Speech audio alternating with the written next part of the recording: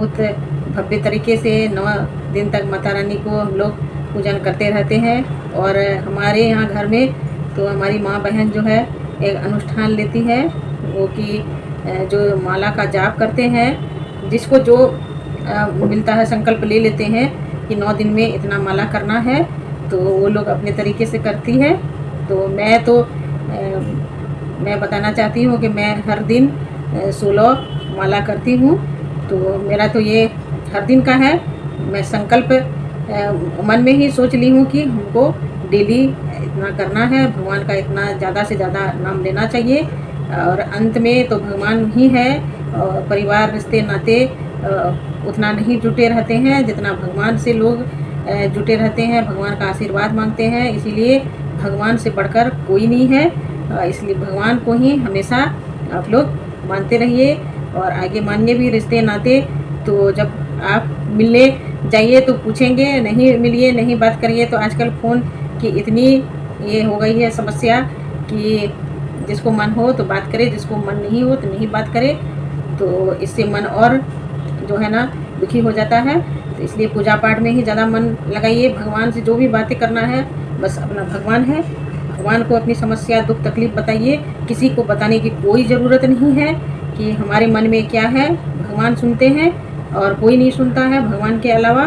तो आप सारी व्यथा कथा भगवान को सुना सकते हैं, वो ज़रूर सुनते हैं और समस्या का हल भी करते हैं। और मैं क्या बोलूँ, आज मैं व्रत कर रही हूँ। आज नवरात्रि का पहला दिन है। आज कलश का स्थापना होता है और सब फर्स्ट दिन तो सबका लेट हो जाता है, हमारा भी लेट हो गया था पूजन करने में। सबका टाइमिंग अलग अलग रहता है, फिर भी मैं समय निकाल के सोची कि थोड़ी सी मैं वीडियो बना के सबको मैं बता दूं कि हमारे इधर कैसे पूजन होता है, कैसे क्या होता है, हवन का होता है। और हमारे यहाँ जो है ना माता रानी को जो वो हम लोग में बोलते हैं खोचा भरते हैं, तो वो हम लोग की भाषा है, आप लोग तो समझ ही गए होंगे।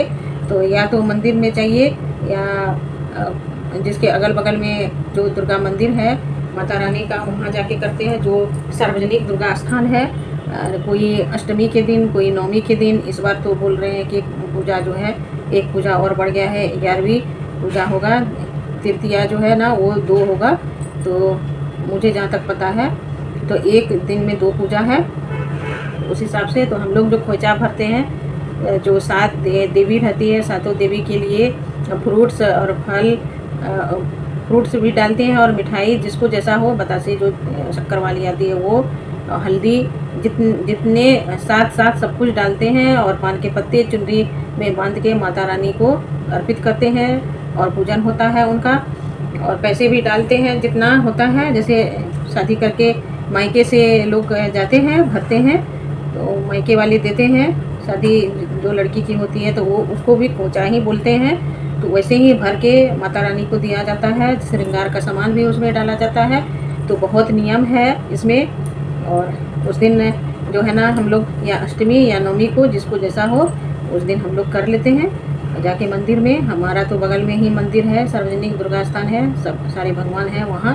और जो हमारे यहाँ खास करके बिहार में जो होते हैं ना, वहाँ जो सार्वजनिक जो मंदिर है वहाँ मिट्टी के बनते हैं, तो वहाँ ही किया जाता है ये। लेकिन जिसको मालूम है वही करते हैं। तो हमारी शादी जब से हुई थी, जब हुई जिस साल से, उस साल से हमारी सास मुझे करवाई थी। मैं उसी साल से करती हूँ हर साल। ये भरना चाहिए हर सुहागिन महिला को, और करते भी हैं। धीरे धीरे लोग जानते हैं, जिसको नहीं पता था तो नहीं करते थे। धीरे धीरे लोग इस चीज़ का जानकारी होते हैं, एक दूसरे से पता चलता है तो फिर वो भी करने लगते हैं। पहले ये प्रथा थी नहीं, यही बाहर रहने से कुछ पूजा पाठ का मालूम चलता है तो लोग करते हैं। और जहाँ नहीं ये सब पता है तो वो कैसे करेंगे, एक दूसरे से ही पता चलता है। तो बहुत सारी महिलाएं करती है।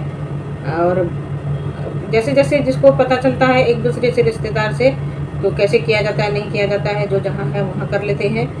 मुझे पहले लगता था कि यहाँ के मंदिर में पंडित करने नहीं देंगे, लेकिन मैं जहाँ जहाँ रही हूँ वहाँ की हूँ, कहीं कोई वो ऐसा नहीं है कि नहीं करने देंगे, करते हैं। क्योंकि पूजा का कोई जो है पंडित मना नहीं करते हैं, वो उसको पता है कि इनका रिवाज में ये चलता है तो होता है।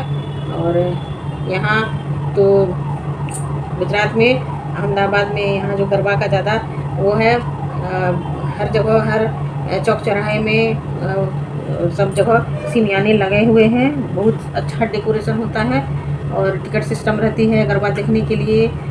दूर दूर से लोग आते हैं, आसपास के लोग भी तो करते ही हैं। और मैं एक बार गई थी, बहुत भीड़ थी, इतनी भीड़ थी कि बता नहीं सकते हैं। मैं थोड़ी सी वीडियो भी बनाई थी 2 साल पहले। बहुत लोग आपस में करते हैं। और आप अगर देखने गए हैं, आपको इच्छा हो तो आप उस झुंड में मिलके आप भी कर सकते हैं। जो जहाँ की खुले आम सब कोई जा सकता है। बहुत जगह ऐसा है कि यहाँ टिकट लगती है, बिना टिकट के आप अंदर नहीं घुस सकते हैं। पर पर्सन 1000, 2000, 3000, 4000 ऐसे रहता है। तो ये देखने के लिए लोग जाते हैं कि कैसे होता है। तो 9 दिन तक ये चलता है। आज से वो शुरू, पहले वो प्रैक्टिस होती है, प्रैक्टिस करने के बाद ही कोई गरबा इतना आसान नहीं है कि सब कोई कर ले। और जाके आप देख के कीजिएगा तो आपको लगेगा कि बहुत आसान है, लेकिन आसान नहीं है। सीखना पड़ता है उसके लिए। बच्चे बड़े, ऐसा नहीं है कि केवल लड़कियां ही, यंग लड़कियां ही, लड़के ही कर सकते हैं। यहाँ मैं देखती हूँ कोई भी फंक्शन होता है तो उसमें गरबा ज़रूर होता है, उसको शुभ मानते हैं। शादी ब्याह या कोई पार्टी छोटा मोटा हो, पहले गरबा हो, सब महिलाएं कर ले, उसके बाद पार्टी अटेंड करे, खा ले, फिर करे। तो मैं यहाँ देख रही हूँ, ये भी अच्छी बात है, कम से कम ये सब देखने को मिल जाती है। और जो जहाँ है, जैसे कोई गांव घर के हैं, उसको क्या पता कि गरबा ऐसा भी होता है कि छोटा मोटा फंक्शन हुआ, जैसे हम लोग भजन कीर्तन करते हैं पूजा पाठ में, तो ये लोग गरबा करते हैं। तो ऐसी प्रथा है, हर जगह की अलग अलग है। हर जहाँ आप घूमते घूमते ही पता चलता है कि किस जगह, कौन जगह में क्या होता है, कैसा होता है, कैसा रिवाज है। तो ये है नवरात्रि का महत्व। ज़्यादा आश्विन महीने में ही ये सब चीज़ का ज़्यादा होता है। और गरबा जो करते हैं लोग, वहाँ गरबा खेलते हैं जाके, तो बहुत ही अच्छा, बहुत ही भव्य है। यहाँ का तो पता ही है कि गुजरात का गरबा डांस बहुत ही प्रसिद्ध है। देश दुनिया के लोग जानते हैं, बाहर से लोग भी आते हैं देखने के लिए। और बहुत काफ़ी भीड़ रहती है और अच्छी भी लगती है देखने में। घंटों खड़े होकर देखिए तो आपको लगेगा कि उस झुंड में मैं भी जाके करूं। और मैं तो की ही जाके उस झुंड में घुस के मैं की थी जाके। ऐसा कुछ वो नहीं है। जहाँ टिकट लगती है तो वहाँ आप नहीं घुस सकते हैं, सिर्फ देख सकते हैं। और जहाँ टिकट सिस्टम नहीं है वहाँ आप घुस के कर भी सकते हैं, देख भी लीजिए, जिसको जैसा इच्छा हो ऐसा करे। 9 दिन का ये ऐसा त्यौहार रहता है। चलिए मैं अब वीडियो को समाप्त करती हूँ। जय माता की। आपका दिन मंगलमय हो और नवरात्रि की ढेर सारी शुभकामनाएं आप सभी लोगों को। मुझे मन था कि मैं अपनी मन की बात बताऊं, मैं कैसे करती हूं। मुझे बहुत इच्छा हो रही थी कि मैं सभी लोगों को बताऊं, तो मैं बताई। इसके लिए मैं आप सभी का शुक्रगुजार करती हूँ कि हमारी जो है ये वीडियो ज़रूर देखिएगा। मैं अच्छी अच्छी बातें की हूँ और अगर कुछ भी मुझसे अगर गलती हो तो मुझे क्षमा कीजिएगा। चलिए मैं वीडियो को समाप्त करती हूँ। जय माता की। जय श्री कृष्णा। राधे राधे।